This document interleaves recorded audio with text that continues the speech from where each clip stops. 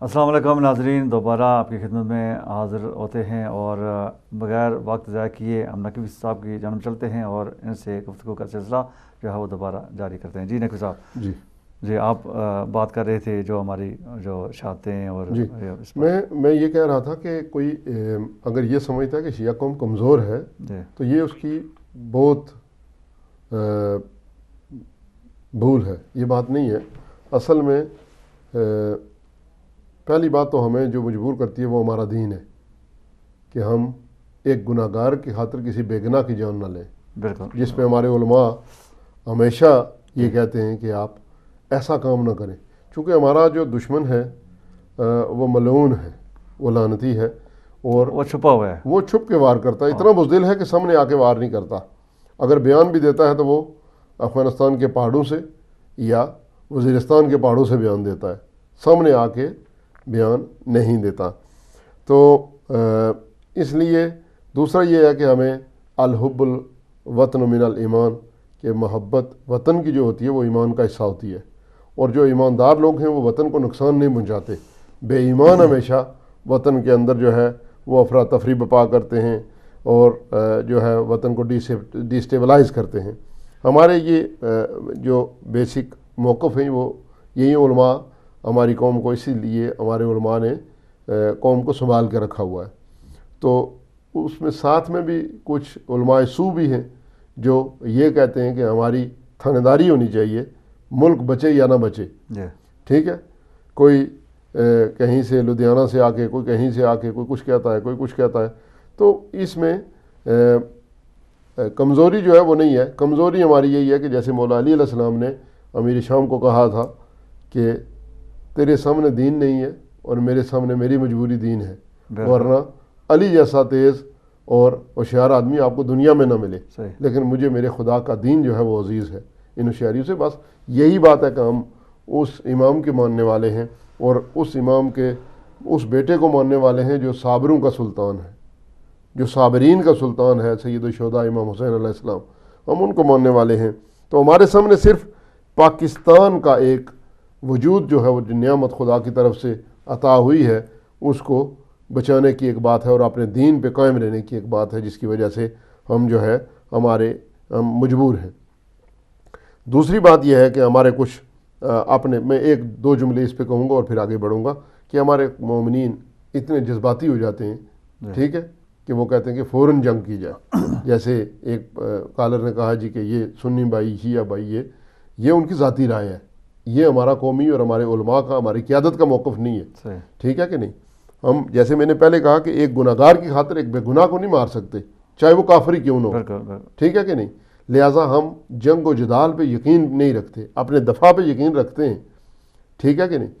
لہٰذا یہ نہیں کہنا چاہیے جی کہ سارے لوگ ایسے ہیں، جی سارے سنی اس میں شامل ہیں۔ میں دعوے سے کہتا ہوں کہ سارے سنی شامل نہیں ہیں، بلکہ مٹھی بھر دہشت گرد، مٹھی بھر دہشت گرد ہیں، اور ظاہرہ ان کے بھی لوگ رشتہ دار بھائی عزیز ہوتے ہیں جو ان کو پناہ دیتے ہیں، ایسی بات نہیں ہے۔ اگر ایسی بات ہوتی تو کل آپ کی جو امام بارگاہ پہ حملہ ہوا ہے، پولیس والے شہید نہ ہوتے، وہ سیدھا اندر جا کے ہوتا، پولیس والوں نے اپنی جانوں پہ کھیلا ہے اور ان کو روکا ہے، ٹھیک ہے کہ نہیں۔ لہٰذا ہر آدمی کو ایسے بات کہہ دینا جذبات میں، اور ہر قوم کے ہر فرد پہ، ہماری قوم کے ہر فرد پہ یہ ذمہ داری ہے کہ وہ ذمہ دارانہ بیان دے، ذمہ دارانہ بات کرے، کسی کا دل نہ دکھائے۔ ہمیں ہمارا دین اس کی اجازت نہیں دیتا، اور ہمیں لوگوں کی رہنمائی کرنی ہے صبر کے ساتھ، حکمت کے ساتھ۔ دانائی مومن کی جو ہے وہ علامت ہے۔ تو یہ ایک بات تھی۔ لہذا جب بھی میں پوری قوم سے اپیل کرتا ہوں کہ جب بھی بات کریں صبر کے ساتھ، حکمت کے ساتھ بات کریں، ٹھیک ہے کہ نہیں۔ جذباتی ہو کے آپ ایک ہی وہ ترازو پہ سب کو نہ تولیں۔ اگر یہ بات ہوتی تو آج ہر محلے میں، ہر گاؤں میں، ہر گلی میں شیعہ سنی جنگ ہوتی، اور یہ جنگ جو ہے وہ کربلا کی جنگ تو پھر جو ہے وہ اثر تک گئی تھی، یہ جنگ زور کو ختم ہو جاتی۔ میں آپ کو یہ بتا دوں کہ یہ ایک دوسرے کو مار دیتے شیعہ سنی، بس بات ختم، مٹی رہ جاتی، اور کیا رہتا، تو لوگ تو ختم ہو جاتے۔ اصل میں ایسی بات نہیں ہے۔ ہم یہ کہتے ہیں کہ سنی، لیکن جو دہشت گرد ہیں وہ انہوں نے سنیوں کا لبادہ پہنا ہوا ہے، اور اوڑھ کر، سنی کا لبادہ اوڑھ کر، وہ سنی نہ شیعہ نہ ان کا مذہب ہی نہیں ہے۔ ہم تو یہ تو ویسے آپ آپ نے آپ کو سنی کہہ کے نہیں، ان کے لیے تو وہ باقی یہ سنی علماء نے بھی کہا ہے، اور خود اہل سنت والجماعت کے جو حقیقی لوگ ہیں، سنی تحریک کے لوگ ہیں، انہوں نے بھی کہا ہے جی کہ یہ ایسی بات نہیں ہے. انہوں نے خود اپنے نام تبدیل کر لیے ہیں، حالانکہ ان لوگوں کا اس کے ساتھ تعلق نہیں ہے، وہ دہشت گرد ہیں. جی بالکل. ہمارا مذہب، ان کا بھی مذہب جو ہے وہ اس چیز کی جو ہے اجازت نہیں دیتا. لہذا وہ لوگ پاکستان کے دشمن ہیں جو قتل و غارت گری پہ یقین رکھتے ہیں، جو ملک میں افراتفری پہ یقین رکھتے ہیں. اب آتے ہیں سرکار جو حکومت ہے ہماری اس کی طرف. اب حکومت کا کام کیا ہے؟ لاشیں گرتے رہیں اور یہ تماشے دیکھتے رہیں، لاشیں گرتے رہیں اور یہ باہر کے ملکوں کے سیر کرتے رہیں، لاشیں گرتے رہیں اور قاتل ان کی جو ہے وہ پناہ گاہوں میں ان کی پناہ میں بیٹھے رہیں، لاشیں گرتے رہیں. 100 آدمیوں کا قاتل جو خود کہے میں قاتل ہوں، ٹھیک، تو یہ ان کی سپورٹ اس وقت ان کو سپورٹ کی ضرورت تھی. آج ان دہشت گردوں کو یہ سپورٹ کر رہے ہیں. ہم یہی کریں گے، ہم یہی کہیں گے کہ اگر آپ کی جولی میں ایک قاتل بیٹھا ہوا ہے تو کل جب آپ حکومت میں آتے ہیں تو پھر آپ اس کو کیسے ہاتھ ڈالیں گے؟ نہیں ڈال سکتے. بالکل. گفتگو جاری رکھیں گے. کال لیتے ہیں جی. السلام علیکم. السلام علیکم. ہلو. جی جی آپ آنے ہیں، بات کیجیے. ہاں جی، میں آواز آ رہی ہے؟ جی آ رہی ہے. آپ کون بھائی، کہاں سے؟ جی آپ بات کیجیے، آپ آنے رہے ہیں. میرے خیال کال ڈراپ ہو گئی ہے، دوبارہ ٹرائی کر سکتے ہیں. جی جو لوگ کل تک ان کی کوٹھیوں میں بیٹھتے تھے، بنگلوں میں بیٹھتے تھے، خود افتخار محمد چودھری سابق نام نہاد جو ہے وہ انصاف کے علمبردار، جن کی عدالت میں لوگوں نے اقرار کیا 100 قتل کیے، ان کو انہوں نے چھوڑ دیا. تو آج ہم یہ کہنے میں حق بجانب ہیں کہ حکومت جو ہے وہ قاتلوں دہشت گردوں کے ساتھ ملی ہوئی ہے. یہ ایک الگ بات ہے کہ دہشت گرد کسی کا نہیں ہوتا. اس وقت یہ واسطے دیتے تھے کہ پنجاب میں نہ آنا. اب ان کو جان کے لالے پڑ گئے ہیں کہ جب پنجاب جو لاہور اور راول پنڈی جو پنجاب کا دل ہے وہاں پہ جو ہے وہ آ چکے ہیں، اور اب بھی یہ کہتے ہیں کہ نہیں جی بات کریں گے. پہلا آپشن بات کا ہے.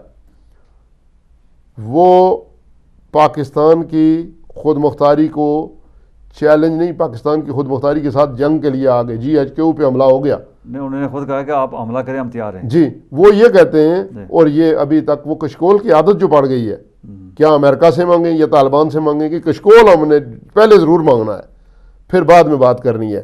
تو یہ صورتحال جو ہے وہ انتہائی جو ہے وہ قابل افسوس ہے. اور میں آپ کو یہ بتاؤں کہ اگر یہی سلسلہ رہا تو اس پاکستان میں ایک خونی انقلاب آئے گا. اللہ کسی ایسے آدمی کو یہاں سے پیدا فرمائے گا جو ان سب کو جو ہے وہ راہ راست پہ لائے گا، اور یہاں پہ ایک انقلاب آئے گا، اور یہاں پہ ایسی امن و امان قائم ہوگا کہ اس کی مثال نہیں ملے گی. کیونکہ حالات اس طرف جا رہے ہیں. جب ظلم بڑھ جاتا ہے نقوی صاحب، جب ظلم حد سے بڑھ جاتا ہے تو پھر اللہ مسیحا بھی بھیجتا ہے وہاں پہ.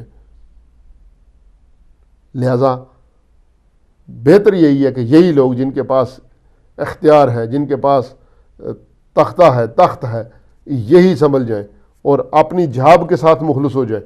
میں آپ کو بتاؤں کہ پاکستان کی حالت کیا ہے، اور آج تک جو ہے وہ کل میڈیا پہ چل رہا تھا جی کہ وزراء ہی اسمبلی میں نہیں آتے، اجلاس میں نہیں آتے. یہ کوئی حالت ہے؟ شرم کی بات ہے یار کہ ملک میں خون بہہ رہا ہے، ملک خون آلود ہو چکا ہے، ملک میں جنگ لگی ہوئی ہے، اور آپ لوگ جو ہے وہ آپ کہاں ہیں؟ اور سیاستدان جو ہے دھرنوں میں لگے ہوئے ہیں. جی ان کی تو بات ہی جو ہے وہ اور ہے. ایک کال آ گئی اسے. السلام علیکم. السلام علیکم. جی بات کیجیے.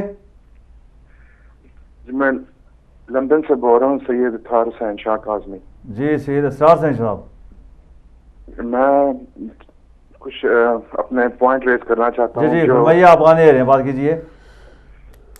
سب سے پہلے تو جو پاکستان میں اس وقت ہو رہا ہے، اسپیشلی جو اہل شیعہ قوم قتل کی جا رہی ہے ایک مناسب منصوبے کے تحت، جس میں شاید پاکستانی حکومت کا اتنا ہاتھ تو نہ ہو، لیکن باہر کی جو کچھ ایسی اسلام دشمن قوتیں ہیں، اسپیشلی اہل شیعہ کے خلاف جو ہیں، ان کا یہ خاص ایک منظم منصوبہ ہے جو آپ کو عراق میں بھی نظر آتا ہے، اور ایران میں تو خیر یہ کچھ کر نہیں سکتے کیونکہ ایرانیوں کی تو بات ہی ہو رہا ہے, وہ تو اللہ پاک کے کرم سے وہ بہت محفوظ ہیں. یہ عراق میں اور پاکستان میں ان لوگوں نے آخرت اٹھائی ہوئی ہے, اور پاکستانی حکومت جو ہے پچھلے 5 یا 10 سال سے دودھ پی کے سوئی ہوئی ہے.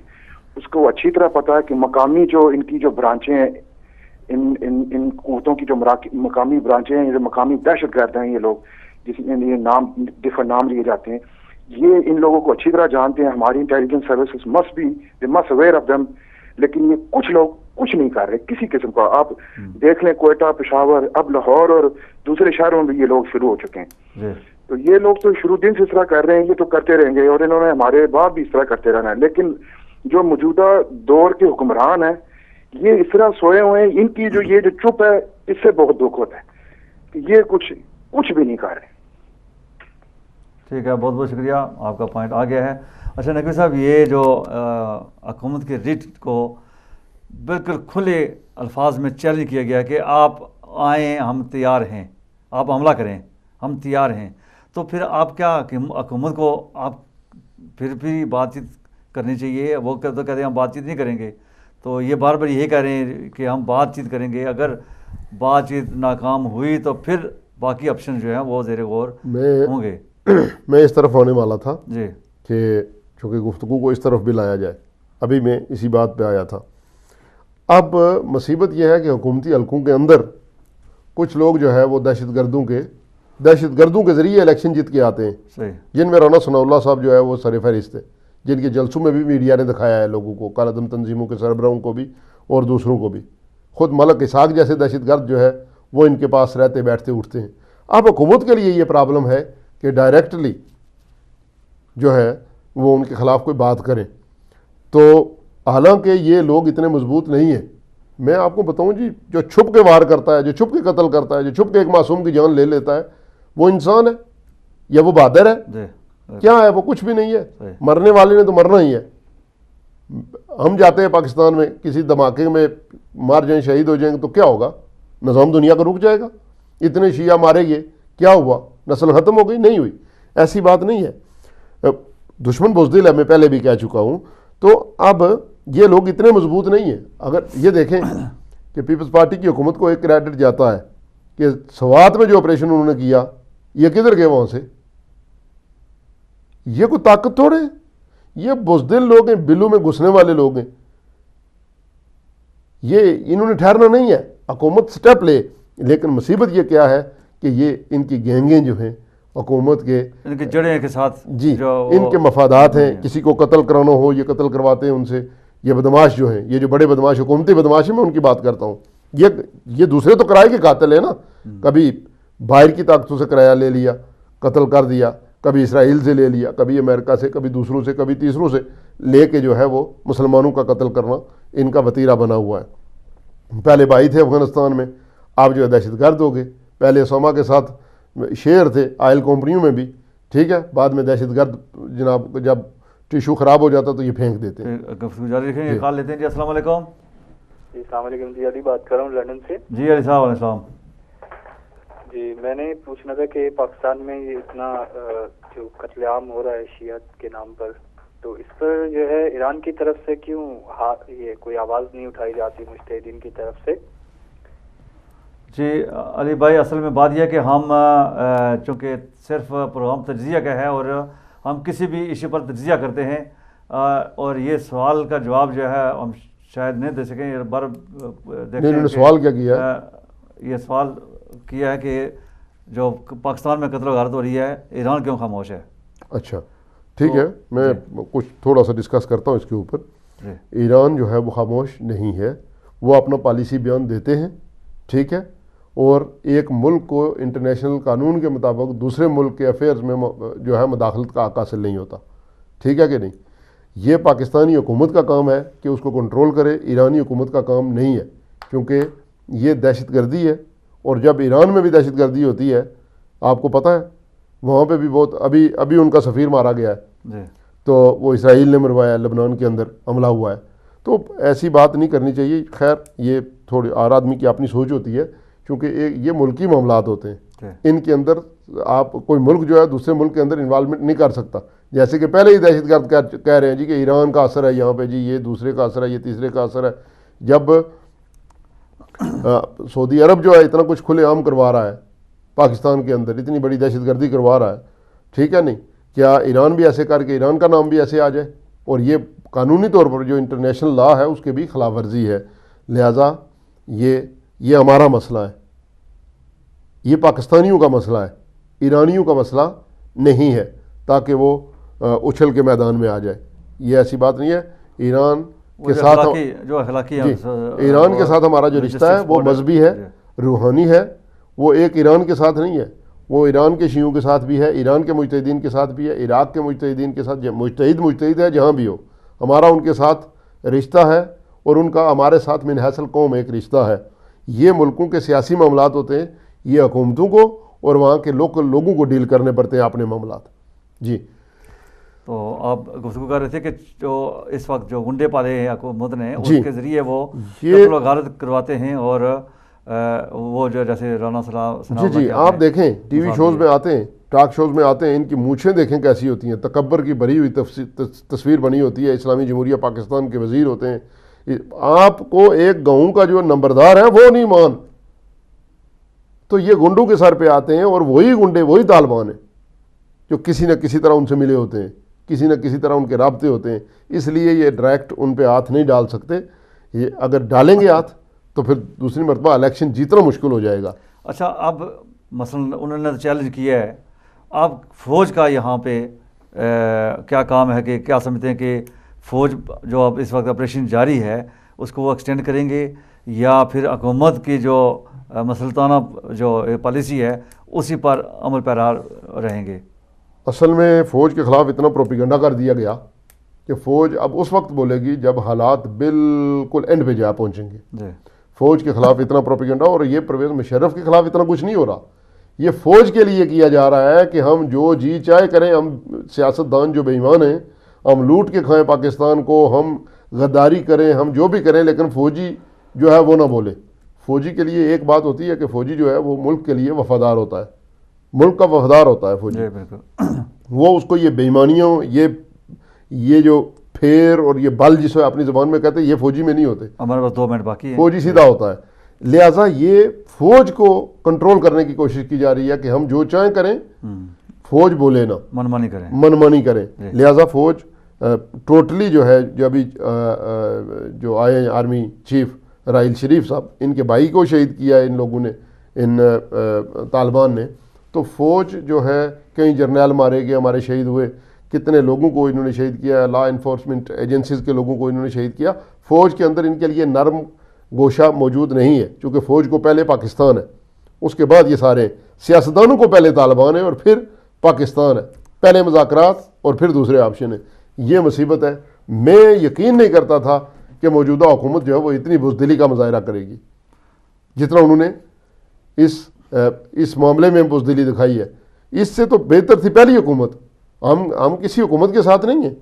پہلی حکومت بہتر تھی جنہوں نے سوات سے ان لوگوں کو بگایا، مارا، آپریشن کیا، لیکن مذاکرات نہیں کیے. اچھا، وقت ختم ہو چکا ہے، اور میں چاہوں گا کہ اس وقت جس صورتحال سے ہمارے قوم اہل تشیع جو ہے وہ گزر رہی ہے، ان کو آپ کیا پیغام دیں گے؟ ایک پیغام ہے میری قوم کے لیے کہ آپ اس بات پہ فکر مند مت ہوں کہ آپ کی قیادت جو ہے وہ ان میں کوئی اختلاف ہے. قوم پوری متحد ہو چکی ہے. ہم اپنے گھر میں اختلاف رائے شاید رکھتے ہوں، لیکن ہمارا دشمن مشترکہ ہے. ہم دشمن کے خلاف جو ہے وہ سارے متحد ہیں. پوری قوم پاکستان میں بھی، بلکہ پوری دنیا میں پاکستان جہاں بستے ہیں، اور دوسرے شیعہ بھی ان کے ساتھ ہیں، جذباتی لحاظ سے بھی، ہر لحاظ سے. دعا میں بھی آپ کو انہوں نے شامل رکھا ہوا ہے. لہٰذا آپ اس فکر کو چھوڑیں کہ اب قوم بکھری ہوئی ہے. دشمن کی یہ مہربانی ہے کہ اس نے ہمیں متحد کر دیا. لہٰذا پاکستان کے ہمارے جو برادران ہیں ان سے یہی گزارش ہے کہ آپ قیادت کے ہاتھ مضبوط کریں. قیادت مضبوط ہوگی تو آپ کا جو مستقبل ہے وہ بھی محفوظ ہوگا. اگر آپ اپنی 1.5 انچ کی مسجد بنائیں گے تو پھر کام نہیں ہوگا. قیادت کو مضبوط کریں اور قیادت کے فیصلوں کی جو ہے وہ حمایت کریں اور ان کی بیکنگ کریں. لہٰذا آپ کامیاب ہو جائیں گے. ہم نے بہت کر لیا جو کرنا تھا, بس آگے آپ دیکھیں کہ کیا ہونے والا ہے. وہی بچیں گے جن کی قیادت مضبوط ہوگی. آپ دیکھیں کہ باطل, آپ کا دشمن باطل پہ ہے لیکن اپنی قیادت کے ساتھ متحد ہے, اور آپ حق پہ ہیں. تو اپنی قیادت کے ساتھ اگر نہیں ہوں گے تو تاریخ ہمیں معاف نہیں کرے گی. اور یہ گلستان جو کھلا ہوا ہے محبت کا, اہل بیت محمد کے ساتھ ہماری جو محبت ہے, یہ کہیں یہ گلستان اجڑ نہ جائے. ہمیں قیادت کو مضبوط کرنا ہے, قیادت کے پیچھے چلنا ہے, اور قیادت کے ہاتھ مضبوط کرنے, اور قیادت ہی اور آپ کی قیادت ہی آپ کو کہیں اس بھنور سے نکال کے کامیابی کی طرف لے جائے گی. جذباتی باتیں, جذباتی فیصلے وقتی ہوتے ہیں, ان میں پائیداری نہیں ہوتی. اور جو سمجھ سے, سوچ سے اور شعور سے فیصلے کیے جاتے ہیں وہی ابدی ہوتے ہیں, اور ان میں پائیداری ہوتی ہے. اور مجھے امید ہے کہ میری باتیں آپ تک پہنچ گئی ہوں گی. لہٰذا قیادت اور قیادت کے ہاتھ مضبوط کیے جائیں. بہت بہت شکریہ نقوی صاحب. ہمیشہ کی طرح آج بھی آپ نے بہترین گفتگو کی ہے اور تجزیہ کیا ہے, اور ایک سیر اصل گفتگو آپ نے کی ہے. ہمارا وقت جو ہے ختم ہو چکا ہے. جی ناظرین, آپ نے آج کی گفتگو سنی اور ہمارا وقت ختم ہو چکا ہے. جیسے کہ نقوی صاحب نے فرمایا ہے کہ قیادت کے ہاتھ مضبوط کریں. اگر آپ یونائٹ رہیں گے, متحد رہیں گے, تو دنیا کی کوئی بھی طاقت آپ کو جو ہے وہ اس طرح بالکل ڈرا دھمکا نہیں سکے گی. آپ اپنی قیادت کا ہاتھ مضبوط رکھیں اور یونائٹ رہیں اور اپنی یونٹی قائم رکھیں. ہمارا وقت ختم ہو جاتا ہے, اس لیے ہم اجازت چاہتے ہیں. اگلے پروگرام تک لیے ہمیں اجازت دیجیے. ہماری طرف سے اللہ حافظ.